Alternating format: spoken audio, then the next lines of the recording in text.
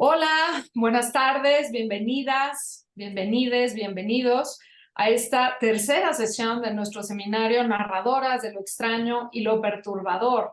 Yo soy Julia Santibáñez, quien coordina, quien tiene el enorme privilegio, el grosero honor de coordinar la Cátedra Carlos Fuentes de Literatura Hispanoamericana, que pertenece a la Dirección de Literatura de la UNAM, y en nombre de la misma, pues les doy la bienvenida a quienes se están conectando en este momento a esta plática que ha generado muchísima expectativa.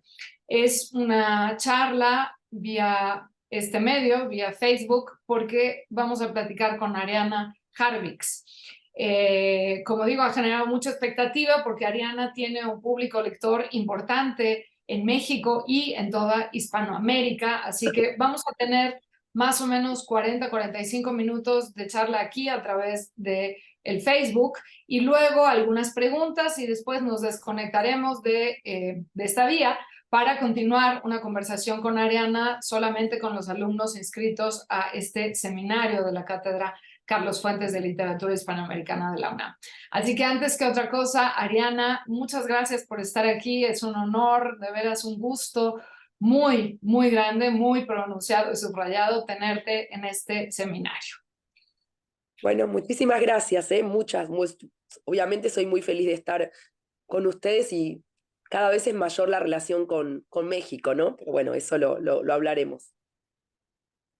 Sí, claro, no podía ser de otra manera porque tu literatura nos ha impactado de una manera importante, nos ha revelado, hablo de manera personal, pero creo que también colectiva, nos ha impactado de maneras que no conocíamos, que no esperábamos, nos ha mostrado ángulos y flancos de nosotros mismos, de nosotras, nosotras mismas, que no estaban presentes en nuestra mente consciente, digámoslo así. Y por supuesto le doy la bienvenida enorme a la doctora Alejandra Amato, quien nos ha estado coordinando este seminario en esta tercera sesión. Por supuesto, contamos contigo, Ale. Muchas gracias por estar aquí, gracias por conducir de manera tan espléndida, tan interesante, tan fresca, pues estas sesiones que nos llevan a meternos en los intersticios de la escritura, de la reflexión que ocurre detrás, digamos, si fuera un escenario sería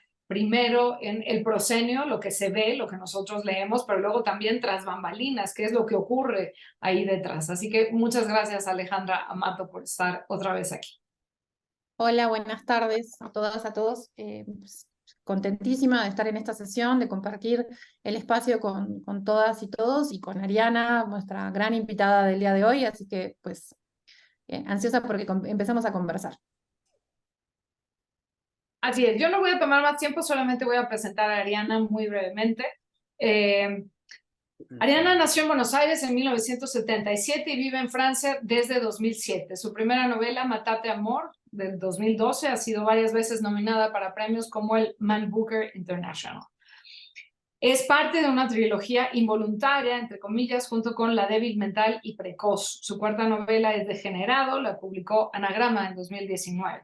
Sus libros han sido adaptados al teatro en varios países y al cine en Estados Unidos. En 2021 se publicó este librazo que les recomiendo muchísimo, Desertar, con, espero pronunciarlo bien, Michael Gómez Guthart. Es un libro sobre traducción, pero las palabras, pero las múltiples caras que tiene un solo vocablo, la escritura, qué significa traducir el mundo, pero también entre lenguas es una maravilla. Los libros de Harvix han sido traducidos a más de 20 idiomas y hace poco tuvimos la noticia, leí la noticia de que Matate Amor, justamente Matate Amor, se va a producir para cine y el productor es nada menos Martin Scorsese. Así que Ariana, Ale, les dejo el micrófono, yo me quedo aquí escuchando y nos encontramos de nuevo en unos 40 minutos. Muchas gracias, Julia. Bueno, Ariana, pues reiterar la enorme alegría que nos da dentro de la cátedra y dentro del seminario tenerte acá. Había tenido yo oportunidad de conversar de alguna manera contigo en otros espacios, como en el que tuviste también con el Seminario de Poéticas de lo Inquietante hace ya un tiempo, y de escucharte y de, bueno, de seguirte también en tu actividad, en Twitter, en redes sociales, que sos también activa y tenés allí una gran pues presencia, ¿no? No solamente con relación a tu obra, a lo que escribís, a tu labor como pues autora, traductora, sino también a los problemas cotidianos que hacen un poco a la literatura latinoamericana actual, ¿no? Y la situación y la posición de las y los escritores en este momento, ¿no? Donde escribir también representa desde diferentes lugares, como en tu caso, ¿no? Desde Francia, una visión bastante compleja, ¿no? Distinta, ¿no? Me atrevería a decir, sos una voz que a mí me parece significativamente disidente a veces con las convenciones y los lugares comunes y lo políticamente correcto, y creo que eso es algo que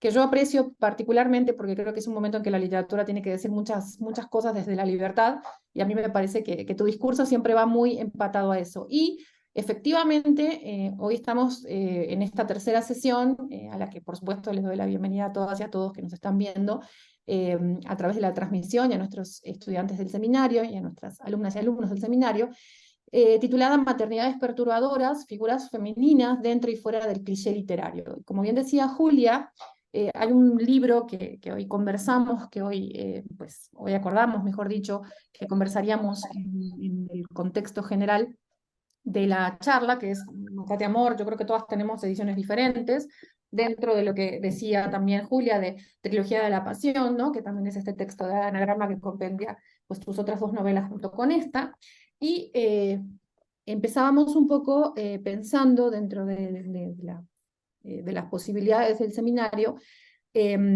cómo este tema, que por supuesto que no es nuevo, porque hablar de la maternidad y hablar de la construcción de los sujetos femeninos en la literatura, pues, que tienen una circunstancia de parir, de traer, ¿no? de pasar por la experiencia de la maternidad, ha tenido diferentes momentos, ¿no? Entonces, un poco comenzar la charla preguntándote cómo se origina, ¿no? El deseo o la intención de escribir sobre estas maternidades, ¿no? Sobre este personaje tan apasionante, políticamente incorrecto dentro de los códigos latinoamericanos de las maternidades clásicas, ¿no? O sea, ¿cómo visualizaste vos la gestación de esta novela? Y cómo te entendés vos dentro de este nuevo circuito, ¿no? Que no es, vuelvo a decir, eh, que no sale de la nada, que sale de una tradición, pero efectivamente viene a romper un poco códigos muy asociados en la última mitad del siglo XX, con relación a la propia escritura de las mujeres, ¿no? De cómo se ejerce esa literatura escrita por mujeres, mejor dicho. Entonces, un poco cómo se gesta, cómo ves, digamos, la gestación de Matate Amor dentro de esa nueva tendencia que hay ahora de la lectura de ciertas obras en particular, escritas por autoras latinoamericanas en este caso. Bueno, pensé que hoy iba a llegar sin voz con Z, no sin voz Alejandra, y finalmente acá estoy, así que estoy demacrada, enferma, pero feliz de estar acá, en serio, y, y muy agradecida de esta invitación, de esta nueva invitación a estar con ustedes. Bueno, muchas cosas. Lo bueno de estar enferma, un virus, una bacteria, etcétera, que no tiene nada de bueno, pero lo bueno es que me posibilita pensar el proceso de escritura de una novela. Empiezo por cualquier lado, Alejandra, y llego a donde vos me preguntaste. Siempre uno termina llegando, ¿no? Pero un poco la vuelta es la vuelta de la novela también. Quiero decir que ahora que estoy escribiendo una nueva novela, luego de Degenerado, como bien decía, en 2019, editada por Anagrama, ya hace 4 años, y ahora que estoy escribiendo una nueva novela y que paralelamente estuve muchos días enferma en el sentido de la bacteria, del virus, de respirar mal, un poco como el siglo XIX, ahí como esos padecimientos, me di cuenta, algo quizás un poco obvio, pero lo viví, que es que gestar una novela para mí, y entra en una tradición también, ¿no? Tiene mucho que ver con la gestación de una enfermedad en el cuerpo, de un cansancio, de un retiro, de un correrse de la sociedad, de un aislarse, de una soledad extrema, extrema. La tradición está ahí, ¿no? Todos los escritores campestres, los que se encerraron en cuevas, en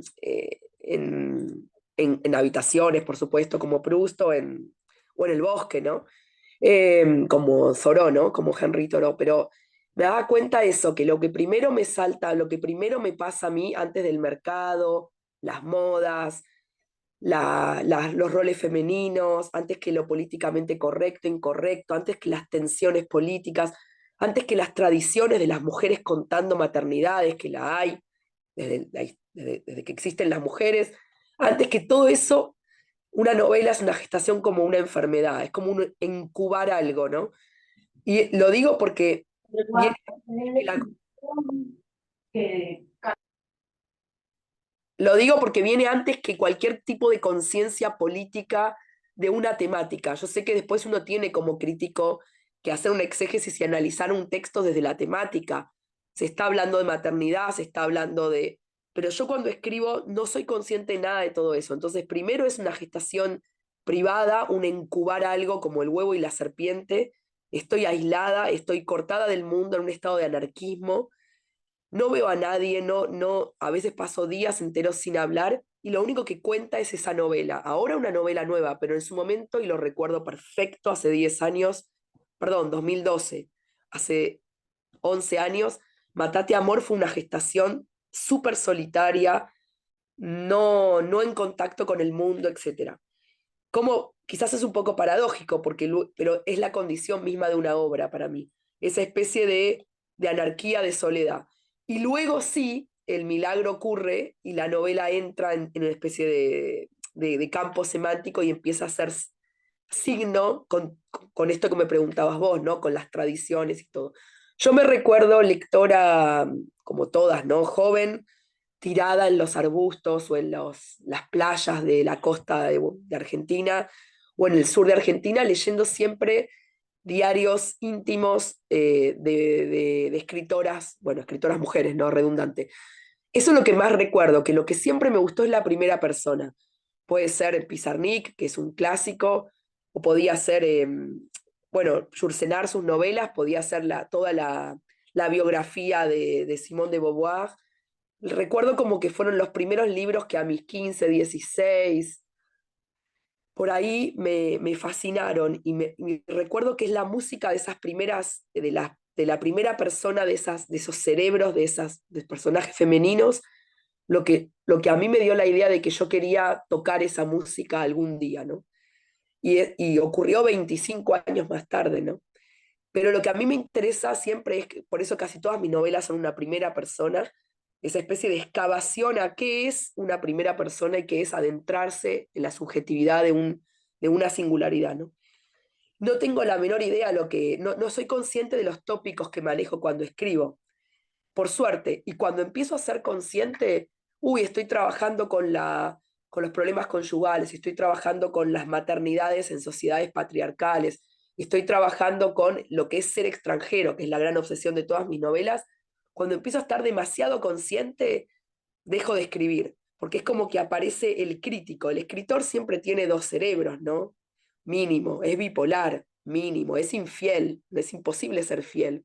Yo soy recontra infiel, por suerte, para escribir, y cuando escribo soy escritora y soy crítica, aunque también fue mi formación, ¿no? Entonces, creo que hay una pugna ahí entre el que escribe y el crítico que hay que resolver bien para que no le gane uno a otro, ¿no?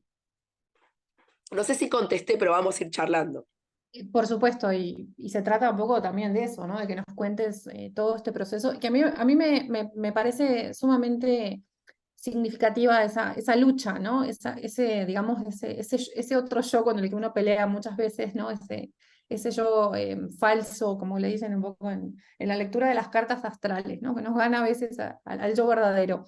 Que no tiene nada que ver con lo psicoanalítico, ¿no? Que tiene que ver un poco con esta lucha. Y me llama la atención también porque ahora mencionabas algunos temas que están no solamente en Mátate Amor, sino en tus otras novelas. Y bueno, empezando un poco desde lo estructural, la,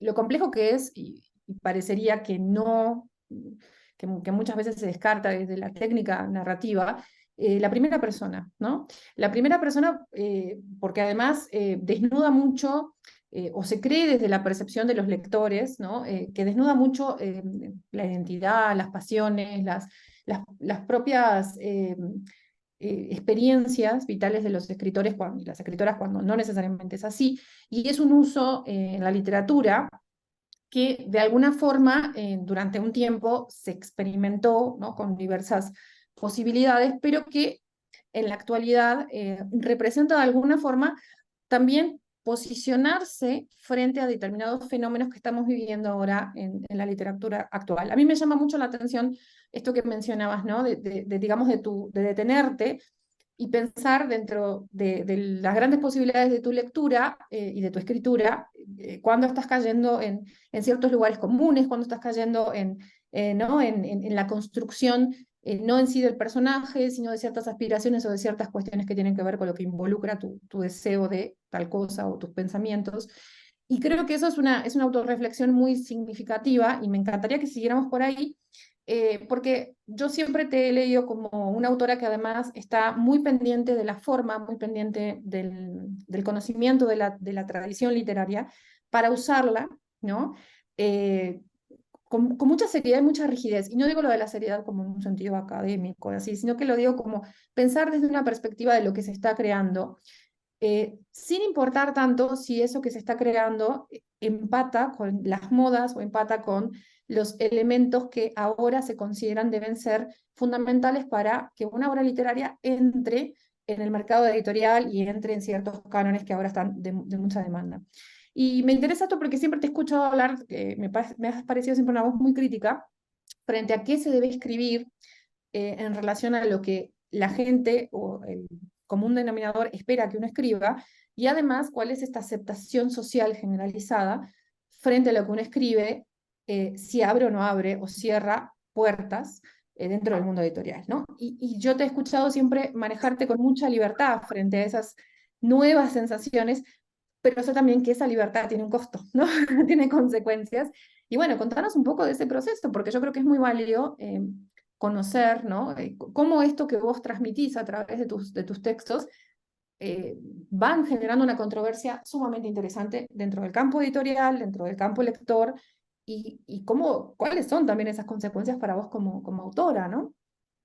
Bueno, respecto de, sí, respecto de la gramática, yo nunca, voy a morir en vivo.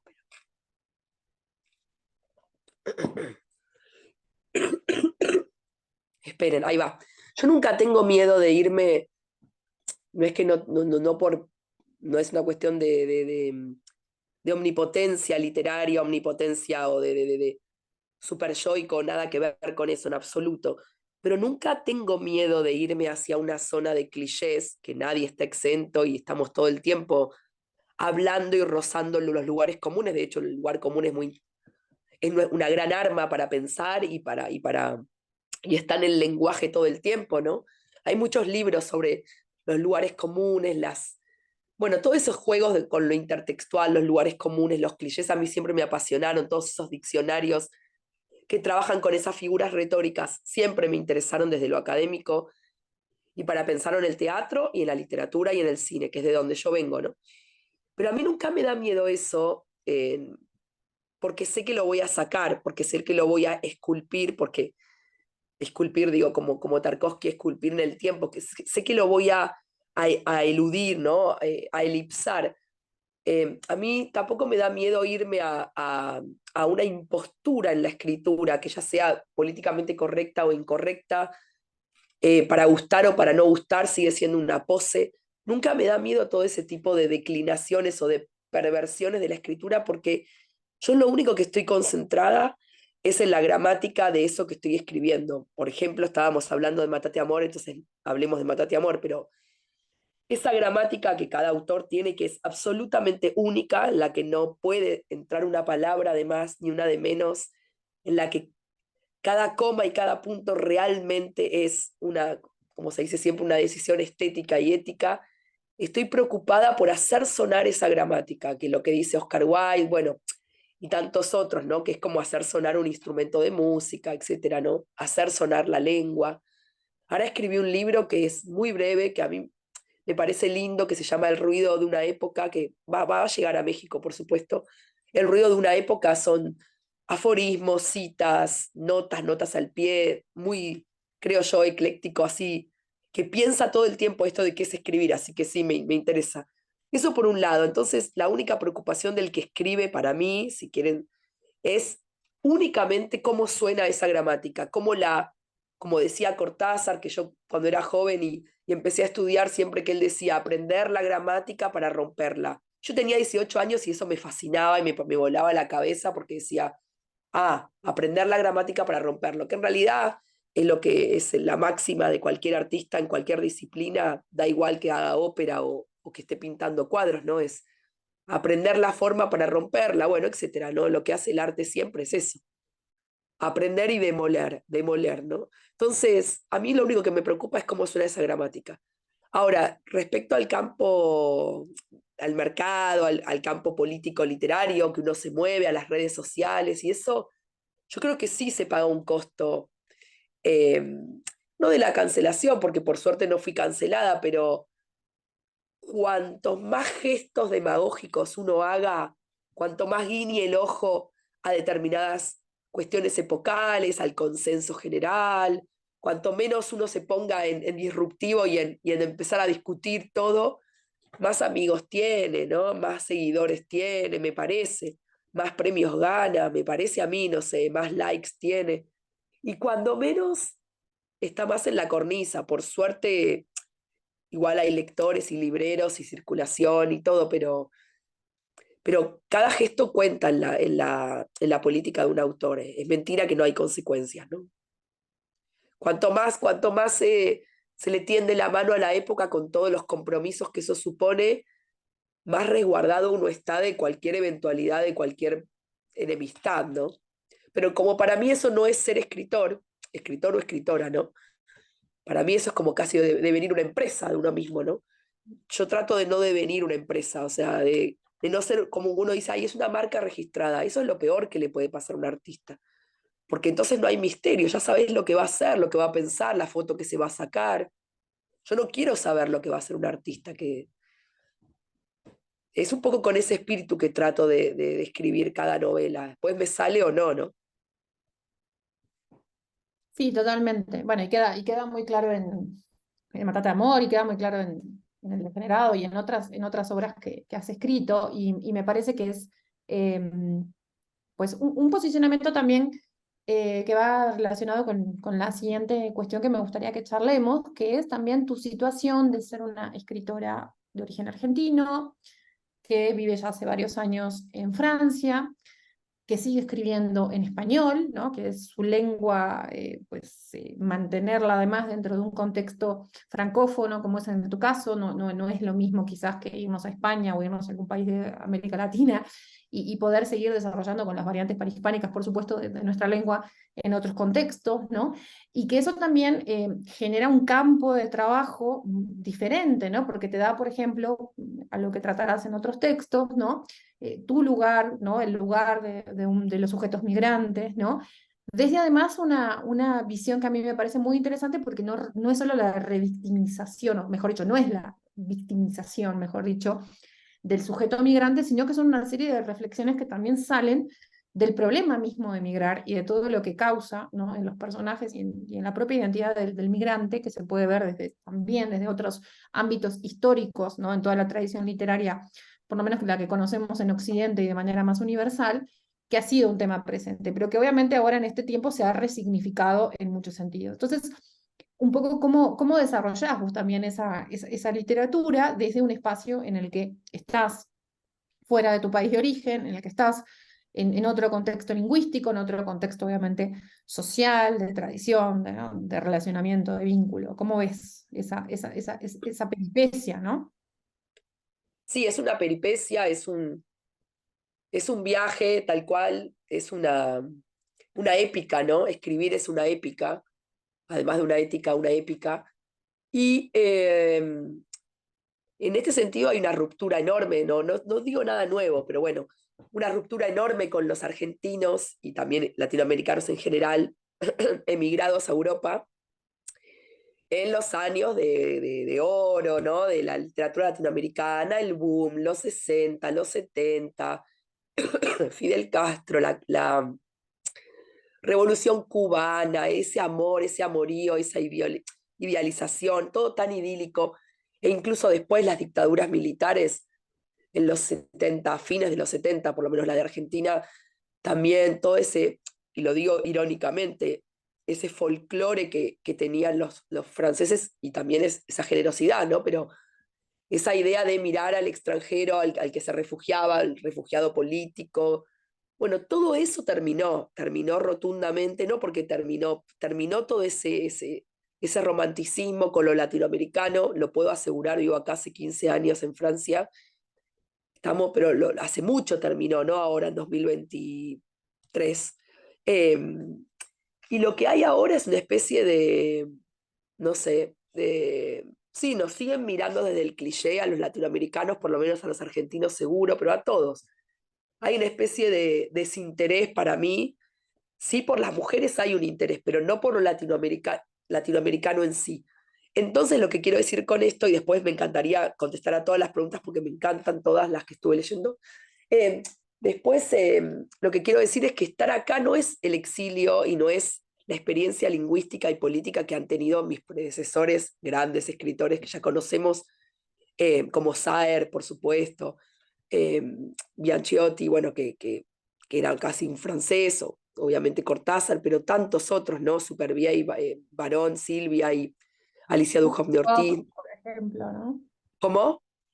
Wilcock, ¿no? Que se fue. Claro, Woodcock. Ay, Sí, claro, las grandes experiencias de copy. No, por eso digo, hay muchos, están quedando afuera, ¿no? Pero quiero decir, los poetas, bueno, Calveira, o sea, esa era otra experiencia. Además estaban unidos, había una comunidad latina, argentina, había un folclore, había un misticismo. Bueno, todo ese misticismo terminó, se derrumbó y todo.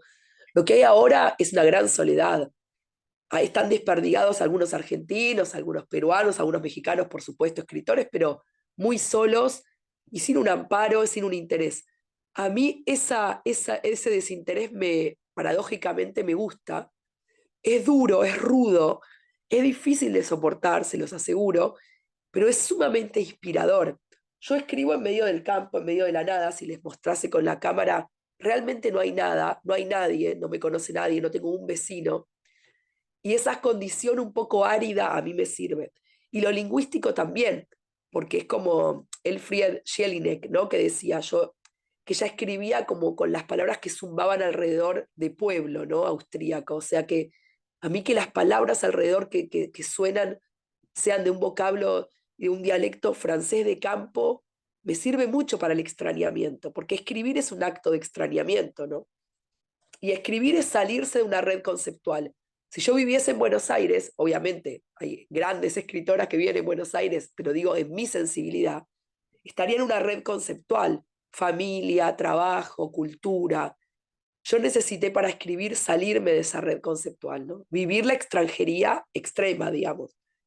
Pero bueno, hay quien puede escribir arriba de una montaña o con o en un iglú de nieve, de hielo, o quien escribe en el bar de la vuelta de su casa donde nació, ¿no?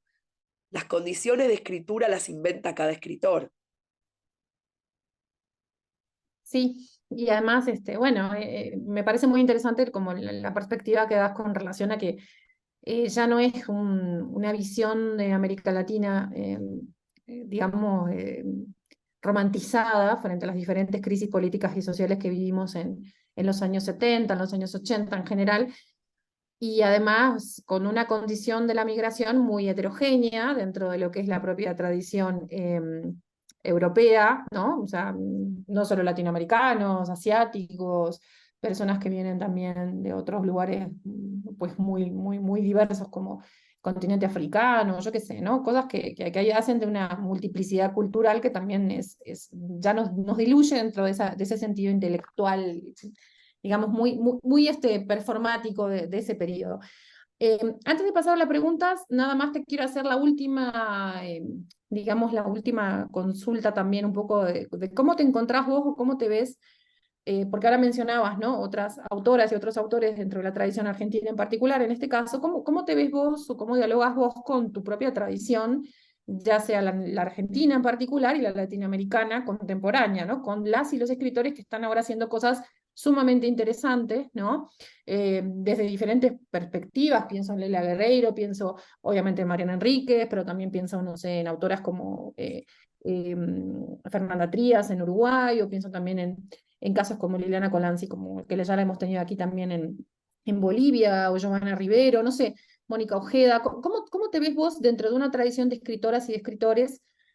Ahora mencioné puras escritoras, pero podría pensar también en otros autores que andan por acá, que son muy interesantes, no sé, pienso en Volpi acá en México, allá en España, eh, no sé, escritores que han tenido también una presencia ahora bastante significativa y que pues están moviendo muchas cosas dentro de la propia tradición latinoamericana o de lo que entendemos, Paz Soldán, no sé, por mencionar algunos ejemplos, ¿no?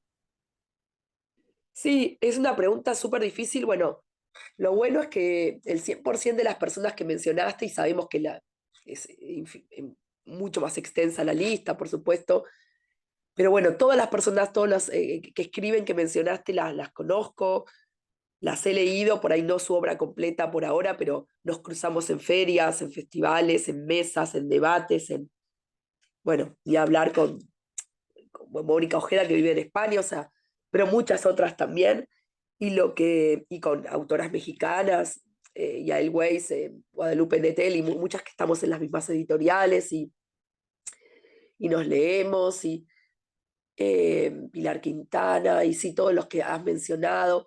Eh, Quizás me equivoco, pero esto no lo tengo que decir yo, lo tienen que decir los críticos, los lectores, quienes hacen crítica literaria, pero yo eh, no veo que trabajemos la lengua de modos parecidos.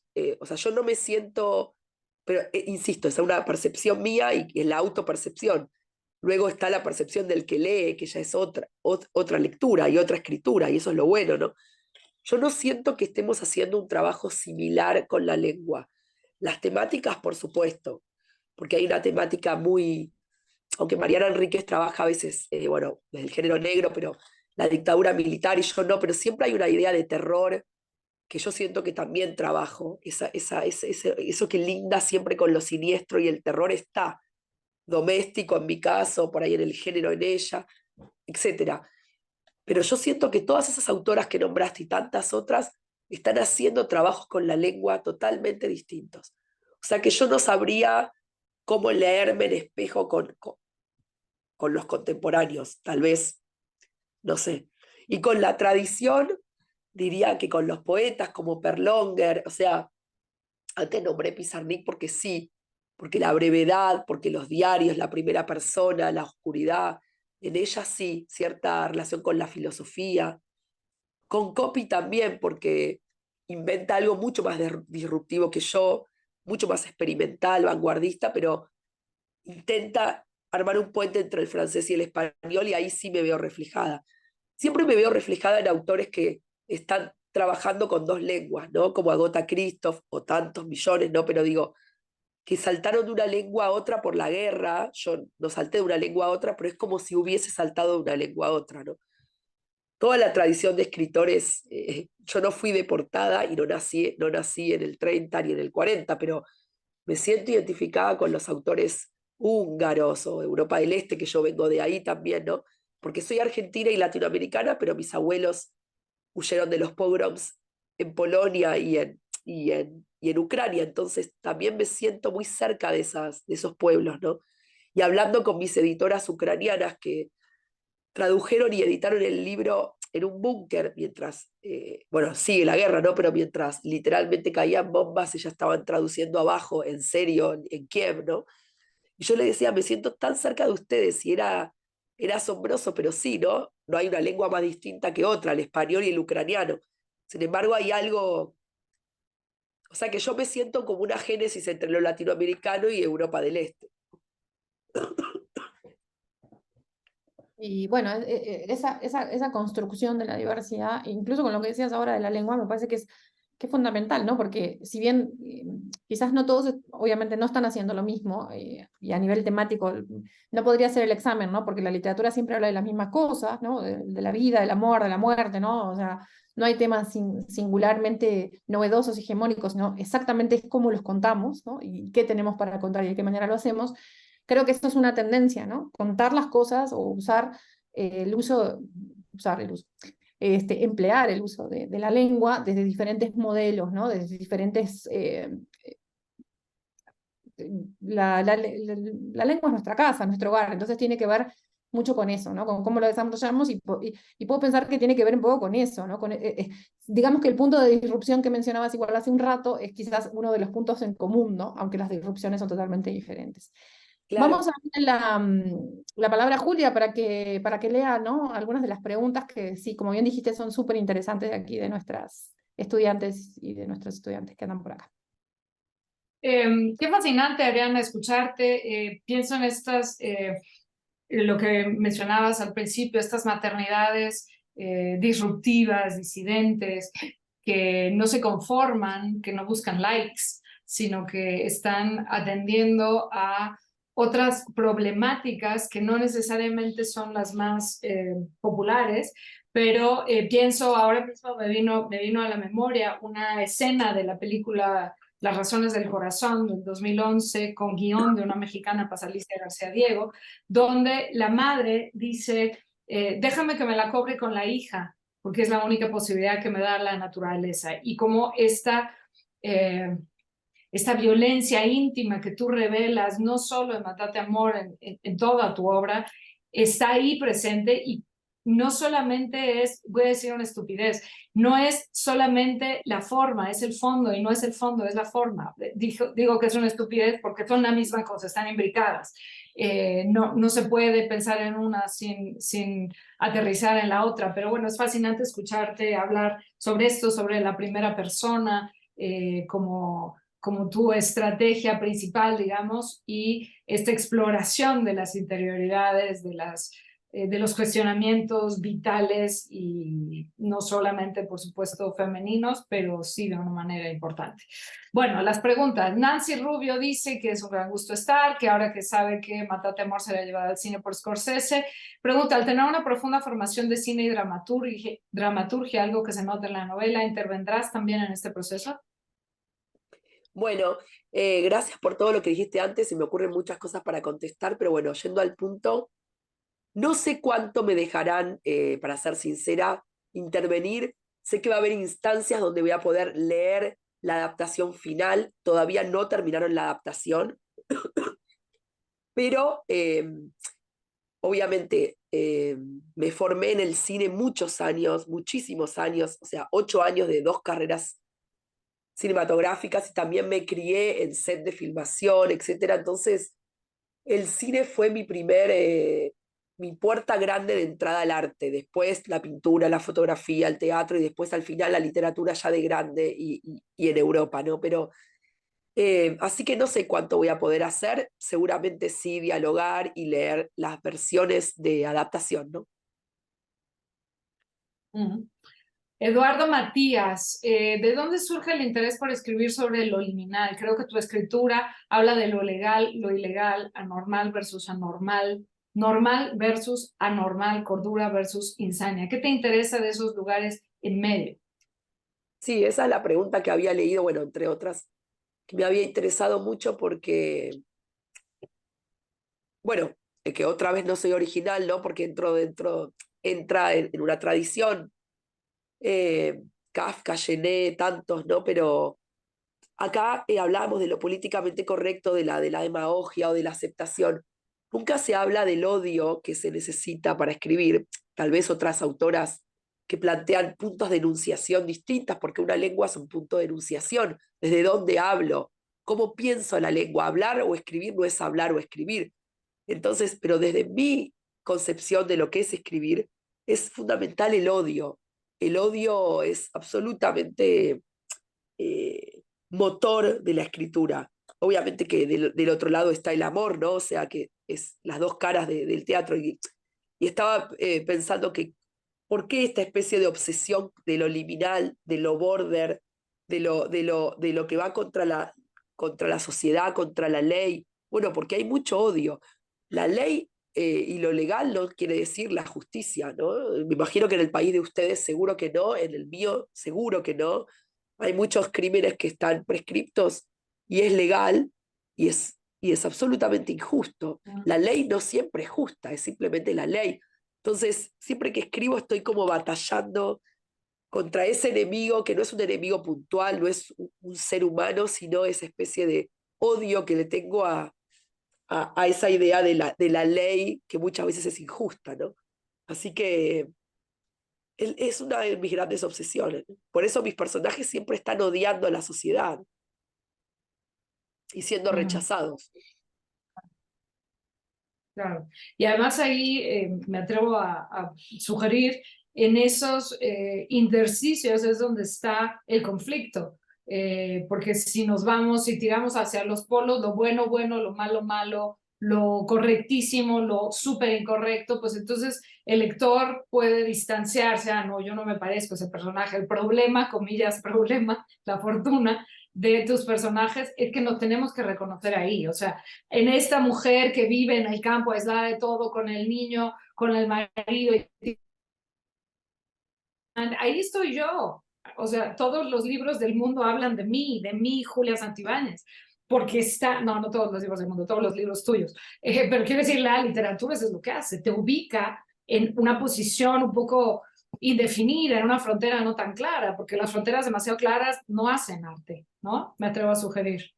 Sí, sí, sí. En la música es igual, lo que pasa que los conceptos son distintos y es más abstracta, ¿no? Pero en la música es igual y en la literatura sigue los patrones y sigue el camino de la música y de la pintura.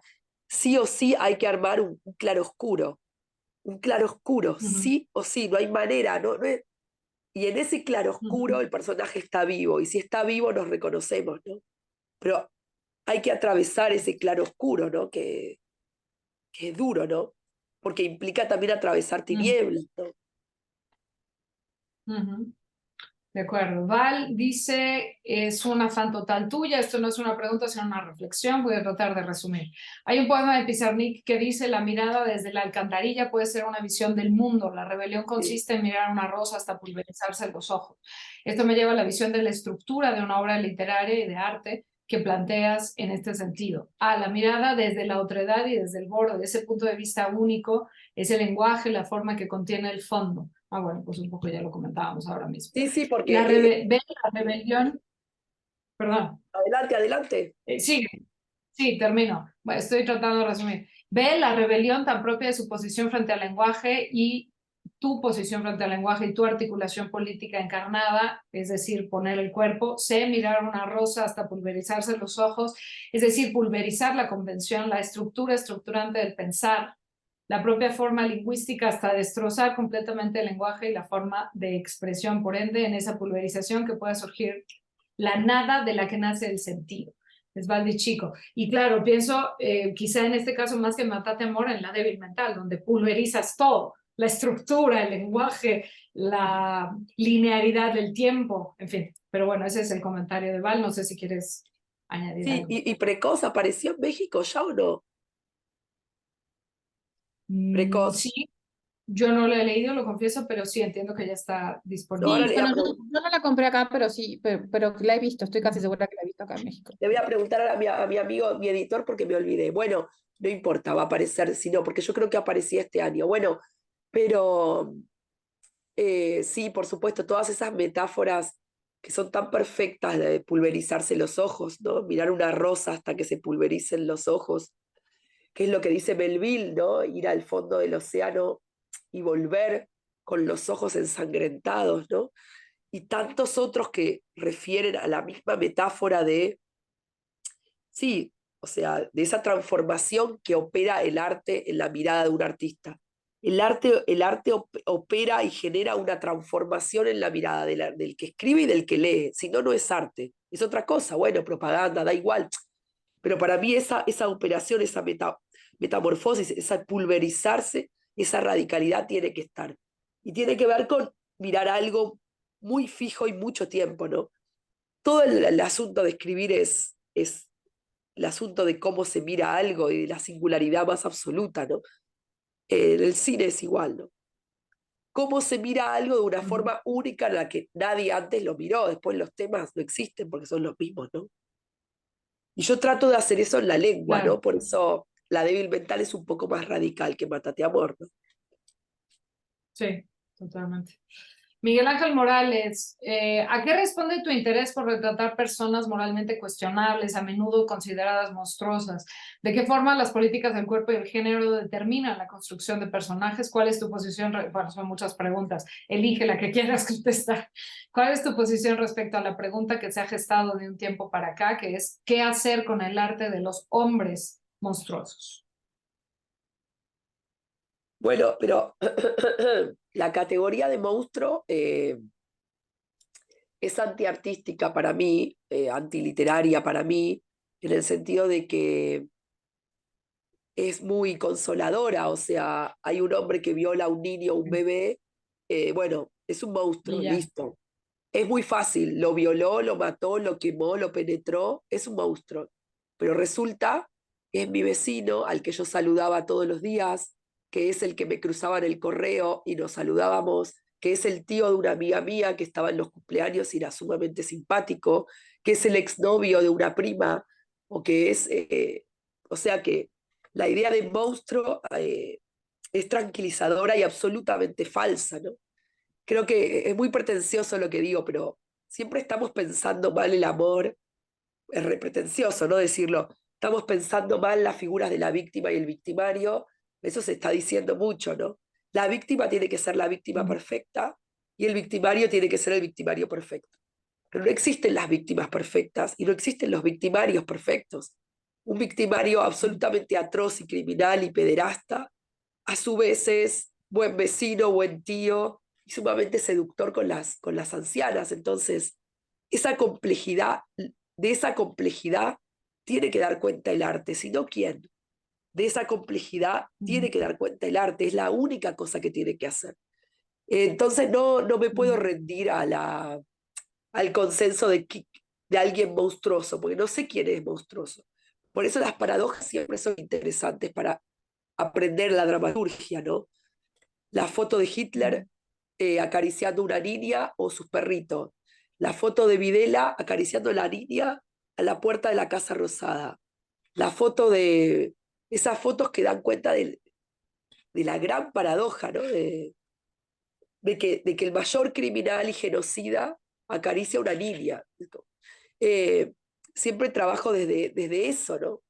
Y después no estoy nunca concentrada en armar personajes políticamente incorrectos. Ya lo dije que no. Es simplemente que trato de devolverles toda su humanidad, ¿no? Y la humanidad es eso, es las dos cosas a la vez. Ajá.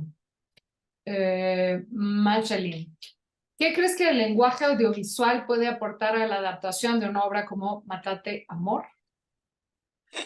Ni la menor idea, o sea, un gran misterio. Cruzo los dedos, son gente, celebrities absolutas de Hollywood. Jennifer Lawrence, que también la produce, no es solo Martin Scorsese, ella también produce con su productora. Y Liv Ramsey, que es una directora escocesa que ha trabajado con las grandes figuras, ¿no? Tilda Swinton, Joaquin Phoenix, ha hecho unas grandes películas así increíbles y no sé qué van a hacer, me muero de intriga. Lo único que sé que hablaron de Sylvia Plath, ¿no? Sylvia Plath. Entonces ya lo asociaron con la poesía y con el extremo. Entonces, digo, quizás va a salir algo muy interesante. ¿Qué le puede aportar? No sé, o va a ser otra obra, ¿no? Va a ser otra obra, sin dudas, ¿no? Sí. Nancy hace otra pregunta, ya leí una de ellas, pero además la pregunta tiene que ver con la marginalidad que ya respondiste, así que me la brinco. Karime, dentro de las temáticas que trabajas, ¿cuál es la que para ti es más difícil trabajar? ¿Cuál es la más complicada y cuál sería la más sencilla si la hay? ¿De tópicos o Sí, de menciona recursos? temáticas, pero supongo que se refiere a tópicos. porque no es lo mismo si se refiere a los diálogos, las descripciones, las escenas, o si se refiere a los tópicos como maternidad, etcétera, ¿no?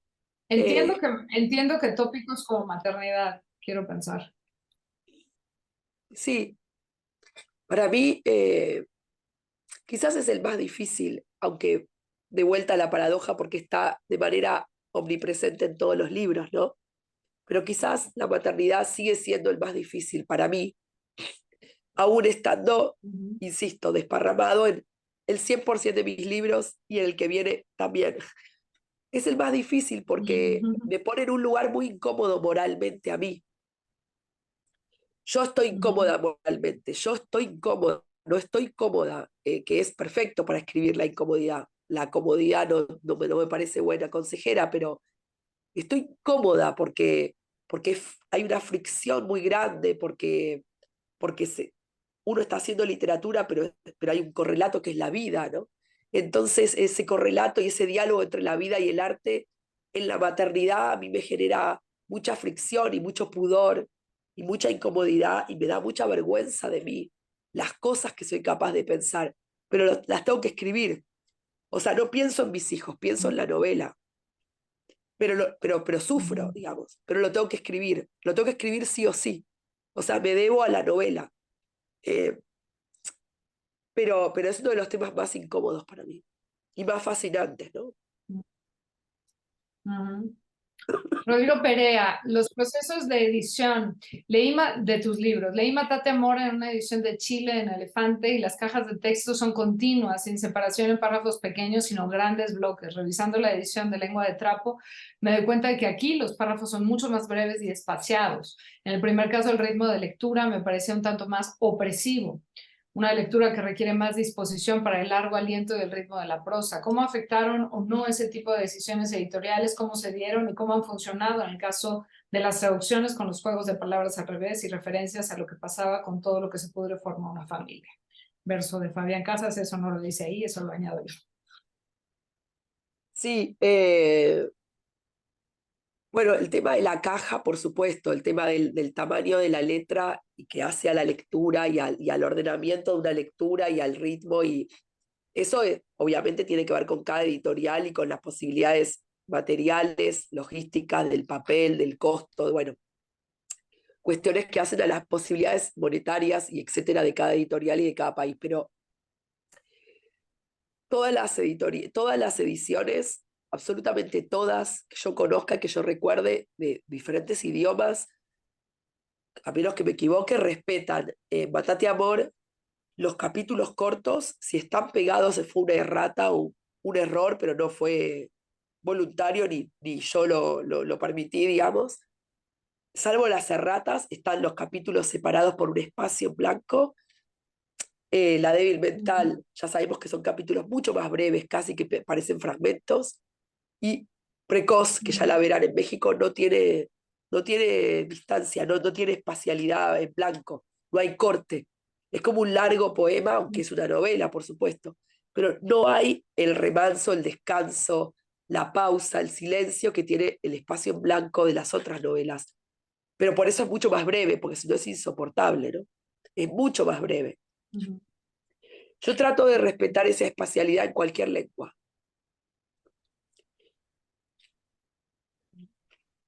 Quedan dos preguntas, las voy a hacer muy brevemente. Paula Guillén, tienes un estilo muy único. Me gustaría preguntarte si realizas ejercicios de escritura o cómo trabajas tu estilo. ¿Un estilo qué? ¿Onírico, dijo? No, muy único. Me gustaría Ah, preguntarte si realizas ejercicios de escritura o cómo trabajas tu estilo.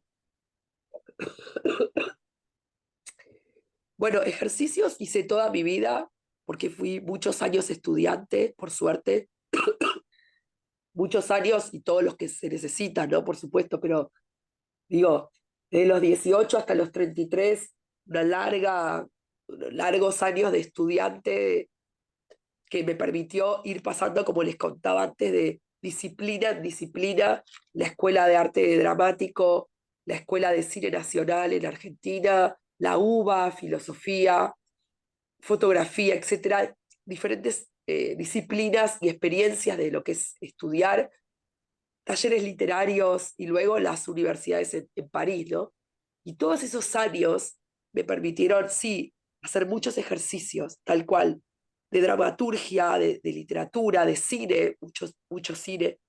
Luego, una vez que me puse a escribir, no hago ejercicios, pero tengo ese background, esa biblioteca en la cabeza de haberlo hecho muchos años, de haber trabajado mucho. Es como si toda la vida me hubiera estado preparando para la Matate Amor, en el sentido de que una obra se va gestando muchos años en la cabeza de un escritor, no es que empieza el momento que empiezas a escribir, ¿no? Eso también es falso, ¿no? Las linealidades, las correlaciones temporales son mucho más difusas y corridas, ¿no? Bien, y la Así que última, no hago fue el ejercicios. lunes. Perdón, sí, No, fue no, Luna. Sí, sí. Sobre tu estilo de escritura y las temáticas que transgreden lo socialmente esperado, como la maternidad perfecta, y en alguna parte de tu texto se metaforiza al hijo como parásito. ¿Tienes alguna inspiración directa sobre esa temática específica? He leído cuentos y poemas de otras generaciones, como se habla de Gabriel, de Rosario Castellanos. Veo esos esbozos de miradas reales no romantizadas sobre la maternidad y veo un desarrollo grandioso sobre esto en tu novela. Me gustaría saber si existe alguna inspiración literaria directa que te haya influenciado en el tema de la maternidad. sí, bueno, estaba pensando si es, ¿cómo se llama? Ward, Elizabeth, espera, no la puedo encontrar. Sí, hay autoras británicas que ahora estaba buscando, me sale decir Ward. Hay alguna tradición de escritoras británicas que contaban, pero del siglo XIX, en la especie de hastío y de fatalidad y de visión negra. Hablo del siglo XIX, de la maternidad con mucho más reparo y mucho más... La... ¿Dónde queda? con mucho más Cierren micrófonos, por favor. que lo que fue el siglo XX, ¿no? Con Clarice Lispector o con Silvia Plath, como decíamos, o con Silvina Ocampo, ¿no? Pero a mí lo que más me influenció es el cine y la pintura. Las pinturas, bueno, las más conocidas, ¿no?